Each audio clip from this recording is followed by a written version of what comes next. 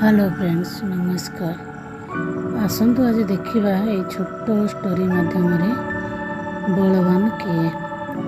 तो फ्रेंड्स देखंतु डाल रे बसी गोटे चढ़ई आउ गोटे साप को धरी जमीक डाल रे सापटी थिला आउ चढ़ईटी ताको आहार रूपे ग्रहण करने गला।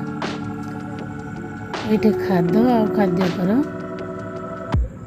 हूँ लड़ाई देखु ये किए जीतब ये देखु एवं सापटी पक्षीटीर गोड़े गुड़े गला हेले गोटे गोड़े से डाल को बालांस कर रखी पार नाला।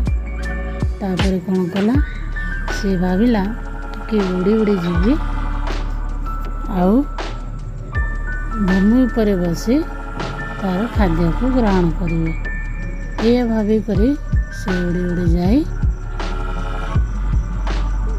भूमि रे बसिला। एबे देखंतु भूमि रे भूमिष्ठ होगा परे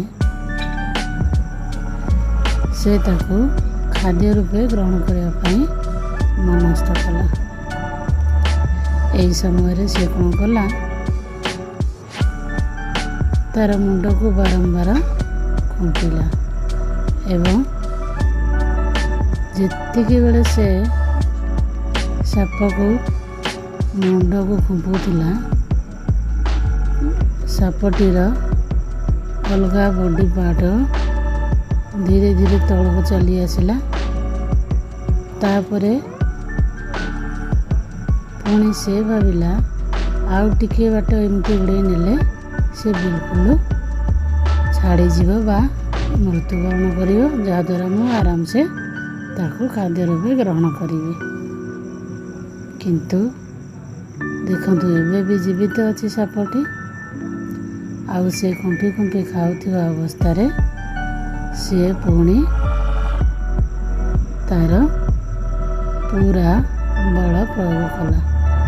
एबे देखंतु चढ़ईटीर कौन हालत है एमती से गोटे गोटे खुंपा मारुचे आ साप ताको गुड़े गुड़े तार तंटी रुद्ध कर तार गला रुद्ध कर समय सांगरे हालत बदली जाए। बदलवा समय